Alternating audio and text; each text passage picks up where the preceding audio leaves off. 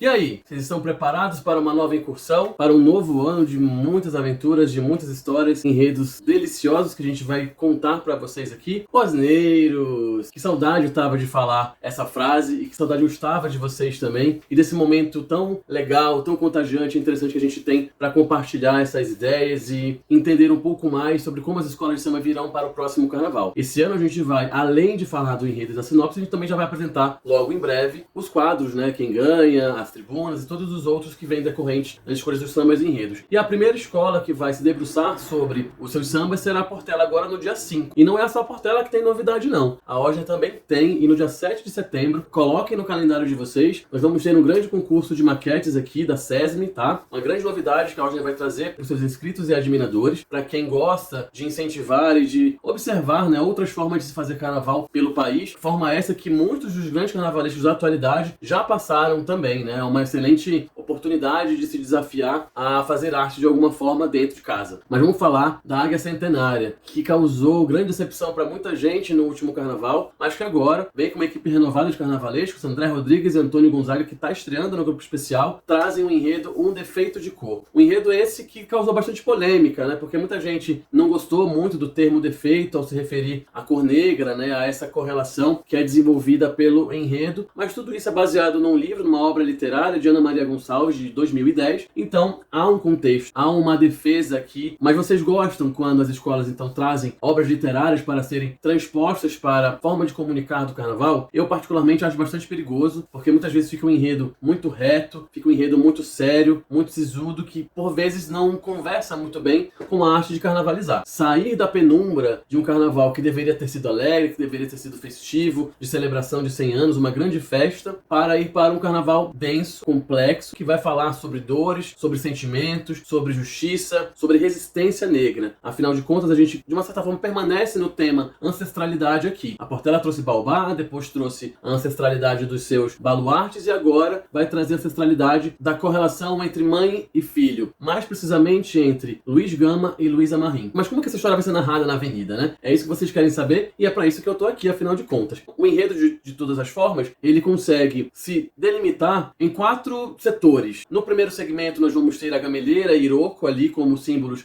dessa narrativa, que vai trazer a história de Querindre, uma jovem menina negra que aos 8 anos de idade é tirada do seu reino de Daomé e trazida para a ilha de Taparica para ser escravizada no Brasil, junto com a sua irmã e a sua avó. E essa menina sofre desilusões, sente amores, é colocada em vários momentos de resistência, de guerra, consegue resistir a todos eles, se descobre dentro do território brasileiro de toda aquela gama de situações que aconteceram no século XIX, e aqui é muito importante dizer que o livro Um Defeito de Cor é uma das grandes obras para você que está aí do outro lado, é entender um pouco melhor como que se deu, como que era o Brasil do século XIX. Essa saga dessa menina que é jogada em território brasileiro muito nova, passa pelas suas experiências de entender onde ela estava, quem ela era e onde ela gostaria também, obviamente, de chegar e como ela poderia se defender desse novo universo tão agressivo, a sua cultura, a sua ancestralidade, a sua religiosidade. Apesar de tudo, ela consegue retornar para o território africano e se tornar uma bem-sucedida empresária. E essa história toda, ela basicamente é um reflexo da vida de Luísa Marim, mãe de Luiz Gama, que é utilizada na narrativa de André Rodrigues e Antônio Gonzaga como o grande herói, como o personagem que, através do legado de sua mãe, decide revisitar essas histórias do passado para que possa carregar consigo, então, o grande orgulho, né, de fazer parte desse movimento antirracista no Brasil. Quem carrega Luiz Gama sobre esses olhares e sobre esses aspectos da terra e dessa viagem, obviamente, são as asas da águia altaneira da Portela, permite que Luiz Gama revisite uma série de situações pelas quais a sua mãe passou. A começar, obviamente, pela Bahia, observa o entorno, sempre abaixo de uma grande árvore que remete a ele as grandes gameleiras e Iroko, e aqui ele se apresenta então como um Omodunte e um Abicufefe, que são duas expressões que têm muito a ver com a proposta da escola para com esse personagem, porque de alguma forma a gente pode colocar que Luiz Gama desafia então o seu destino, né? Porque muitas das crianças negras que chegavam no Brasil, que que aqui nasciam tinham o destino trágico da morte. E ele consegue sobreviver através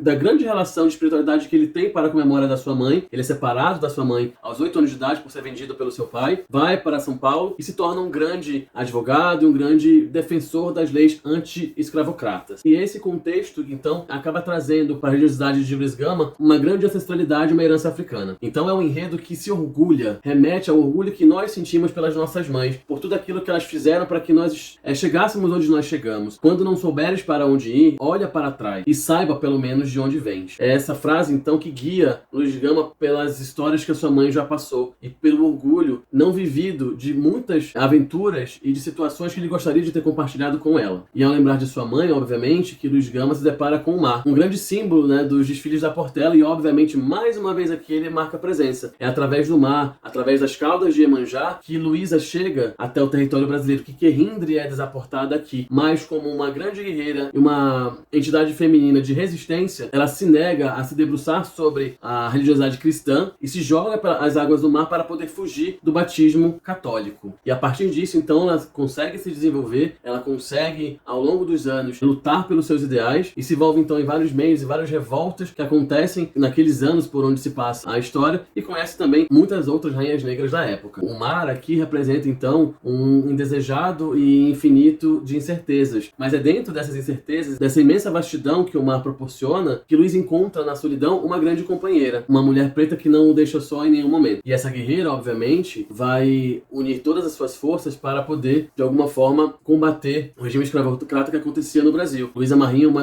um dos grandes símbolos da revolta dos malês, que acontece no Brasil no século XIX, e é através de toda essa revolta e de toda essa batalha que ela enfrenta de forma pessoal, ela consegue também a sua alforria, e se envolve então com outras mulheres importantes da época. Nega Florinda, a sacerdotisa, Nochenai, a rainha de Agotime, e Mãe Rosa, a irmã da Irmandade Negra de Todos os Santos. Essa última, inclusive, lhe ajudou, já com reservas, a retornar para o território africano na tentativa de encontrar o seu filho perdido. Essa mãe que nunca, em momento algum, desistiu da possibilidade desse reencontro, mas que no seu caminho percorreu também muitas adversidades em busca da justiça para o povo negro escravizado. E esse símbolo de guerras e de vitórias é quem carrega, então, o quarto setor, a figura de Xangô, que apresenta, então, para o Luiz o senso da justiça, o senso da liberdade e, obviamente, as leis. Ele se torna um advogado em território brasileiro para combater o regime escravocrata, muito provocado pelo legado que ouvia desde criança da sua mãe. É criada uma identidade. A tal da frase, né, filho de peixe, peixinho é, aqui se aplica de uma forma muito interessante. E assim a gente consegue entender essa relação. É um enredo, de uma certa forma, muito sério. Peca, talvez, pela falta de possibilidade de carnavalização. Ele é um pouco distante do que a gente viu da Viradouro no último ano, quando trouxe Rosa Maria Egipcica, apesar das histórias serem bastante parecidas, né? Rosa Maria chega também pelo mar, tem todo aquele envolvimento com os delírios, de alguma forma permeavam a